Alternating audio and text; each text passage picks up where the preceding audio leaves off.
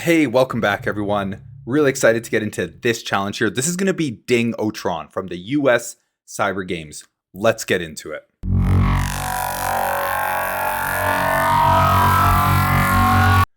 Just before we get started, I do have a blog over here at cyberdonald.com, and this will be live, so you can actually view a visual workflow summary of what everything looks like from a high level. And sometimes I just find that can be really helpful. I also have a summary and a technical workflow summary, and then I jump right into things. Speaking of pivoting over to the challenge, this is a web challenge, Ding-O-Tron, and it says, what came first, the ding or the flag? Let's go ahead and check out the website. Here we are at the website, and it says untold secrets lie within this bell. Ding it over 9,000 times to receive your reward. Obviously, we're not going to ding this bell 9,000 times. We're going to have to dive in to the web application. So let's go ahead and take it the source code of the page. All right, so we have the source code in front of us, and there's not a lot here. The few things that stand out are midway down here. If we look at the script area, we can see there is wasm.execute.js and then main.js. Let's go ahead and take a look at some of the JavaScript files. Okay, here we are looking at main.js, the main JavaScript function here. And what's important to note is at the very bottom, it says function winner with F parameter right here. And then below this, we see commented out giveFlag with parentheses as if it's a function. So the obvious thing to do is to call this in console and see if it actually passes as a command. So let's try it out. So here we are in the console, and we're just going to type winner and brackets. And you can see the page is lighting up. We have the confetti, and it says you win undefined. So that undefined is a pretty good hint. That might be something that we do want to find out about. Let's also try calling the giveFlag function.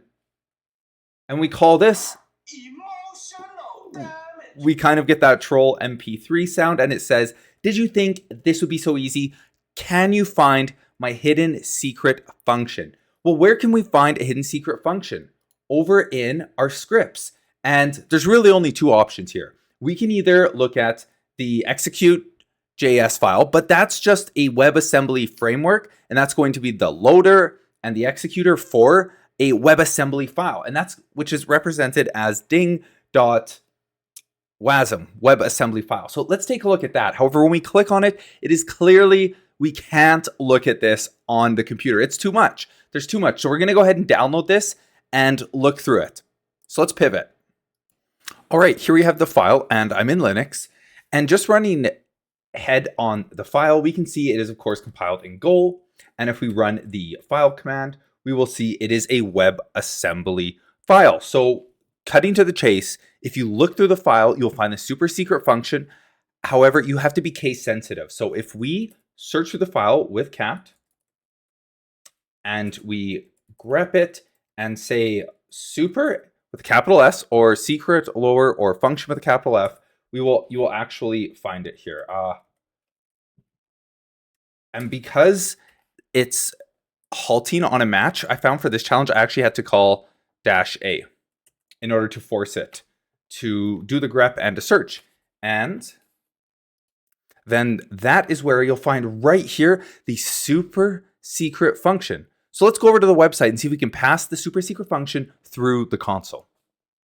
Here we are at the website, and we're just going to type out superSecretFunction. So when we start typing it, you'll actually notice it pre-prompts us. Now, when you do some research, which I did, this took me a bit, you'll learn that this is a dynamic function, and it has this identifier. So you can have multiple instances of this function running. Now, if we try and call superSecretFunction without the ID tag, it's not going to work in any way. If we call it with the ID tag, well, it kind of works, but then we get this odd output. And what happened is, I'm not sure what the vulnerability is, but how I solved this from here is I remembered that the winner function actually had a F, like F had been passed as a parameter.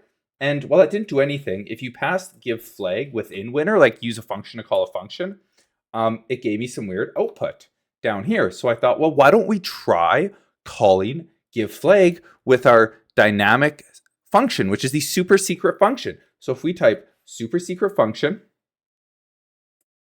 and then we pass giveFlag. There it is. You have the flag. And